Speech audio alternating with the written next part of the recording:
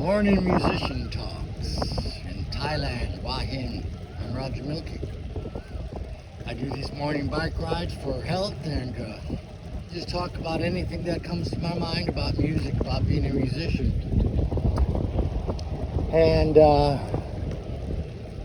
going to talk a little bit about improvisers, compared to let's say someone who's a great classical musician and cannot improvise. First of all, the way I look at it, there's two main schools of musicianship. One is someone like a classical musician who has learned how to read music well and has wonderful technique on their instrument. And then the other school that I follow, playing by ear and improvisation. Or someone maybe who does not read music and we're not trained classically, but just learn pop tunes and some chords and learn to play by ear. That's two different schools, both very valuable. You know, if I could only have one, I would pick the improvisation school over the being a good reader, because there's a million robots that can play classical music and they all sound the same. These Asian girls are just wonderful talent, amazing technique, but they're Xerox copies of each other. Where if you learn to become a great improviser, at least you're going to have your own stamp, your own signature on the music. You're not another Xerox copy that came out of the university. And it's very rewarding to be a very strong improviser. And you never run out of musical material. You never have to worry about remembering stuff because it's all spontaneous. You're an improviser. Improvisation is spontaneous composition. That's way more valuable than reading. All the great composers were great improvisers too. Yeah.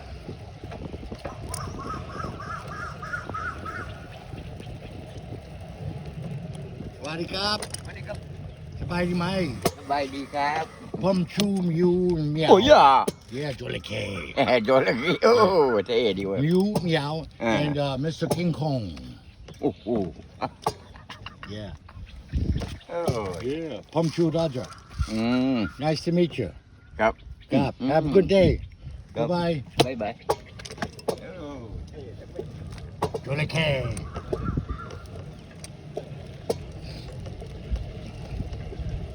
I started off classical training.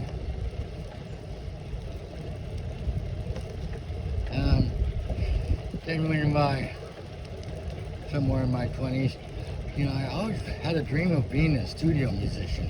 It seemed so cool. But I came to realization that to be a studio musician, you'd have to be a great improviser, and I knew I couldn't improvise my way out of a paper bag. So I went to a school to solve this problem. I went to the Dick Grove School of Music and learned how to improvise. And the way we learned how to improvise there is we studied jazz. Jazz was used as a tool to study harmony and improvisation.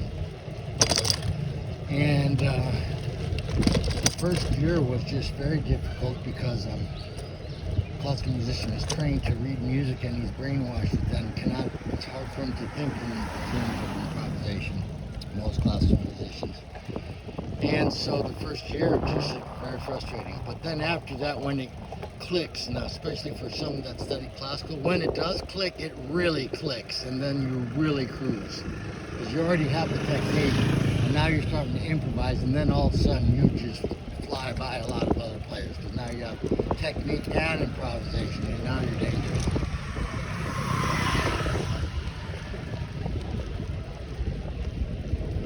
I'm going to talk about some of the ways I started off that journey of improvisation. The first thing I started to do before I went to the Grove was I learned all the major and minor triads in 12 keys, the note names, and how to play them and say them aloud through the circle of fifths. Circle of fourths, circle of fifths, same thing, whatever you want to call it.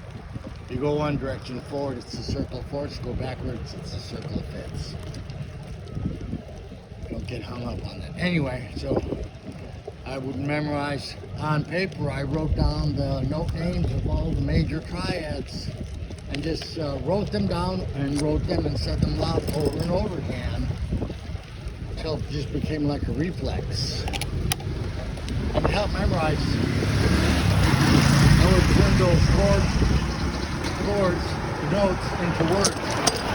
And the words maybe wouldn't even make sense, but they were silly words to me and it helped tattoo those notes into my brain. Like, okay, C-E-G, sag. What's sag? It's nothing. Well, sag. But it was a word I made up. F major, F-A-C, face. That one. B flat, I just call it bid. Bid. Easier to remember bid than it is to remember B flat, D, and F. E flat major. The word was egg. A flat major, ace, D flat major, D, G flat major, jibbed, B major, bid, E major, egg, E major, ace, D major, D, G major, jibbed, and that's a complete circle. And now you've got those note names memorized. Now to do minor and diminished, that's easy. You just go major, you just take the third note, the middle one, and drop it a half step to minor minor. So really, once you learn those 12 chords, you learn 24 really. Now you know all your major minor triads. So that's how I started off step one, just that. And already I'm doing somewhat basic improvisation because I'm playing through the circle, playing these triads. And it doesn't sound like music, but at least I'm playing something that's not written on paper. Okay, it's not music yet. It still sounds like I'm doing some crazy exercise. So now I'm playing the triads in 12 keys, and I can say the note names and see them on the piano, fast and easy. It's a reflex. So now, the next thing I started doing is playing in the inversions of those triads in all 12 keys, up and down, up and down.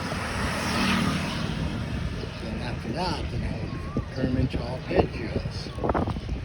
So now, it's starting to sound a little bit like music.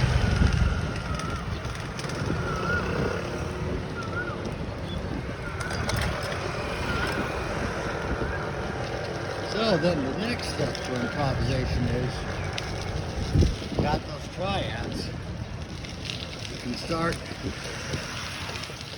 playing some extensions. So I'll start off with just using the ninth of every triad. The ninth is very easy to find. It's just one step up from the root. So you have to have a C major. The ninth is D. A lot of times in pop deck writing, you'll see them call it add 2. Call it 9 through 2. The correct terminology is 9, but some people are using 2, whatever way you want to do it. So anyway, it's a beautiful tone, the ninth.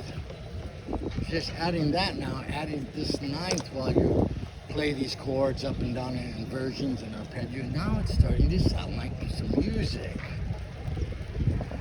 Okay? And you just add these extensions more and more. Then learn what is the 11th of the chord. Slowly add that. And then what's the 6th? The 13th. What's the 7th? Now you're starting to build up an arsenal of tones. You see that C major, but you know that you can play more than just those 3 tones. There's all these extensions you can play. The 9th, the suspension, the 11th, the raised 11th, and the 13th. So now,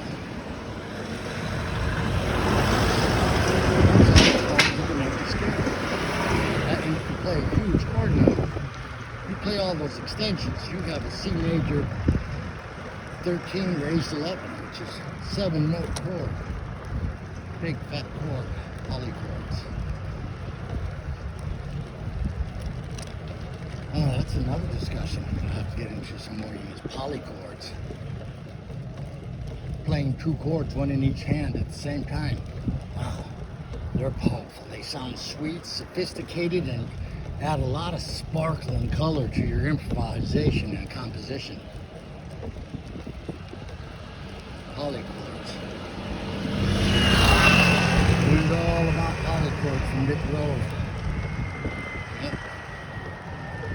They're a wonderful thing. If you don't know one, I'll tell you one. Play your major chords. Step away. So play C major chord and the D major chord at the same time.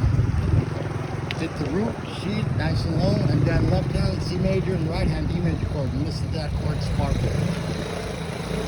That's just one out of many there. Okay, I'm going to turn off the camera. Have a wonderful day. God bless you. Roger Milk if you're checking out.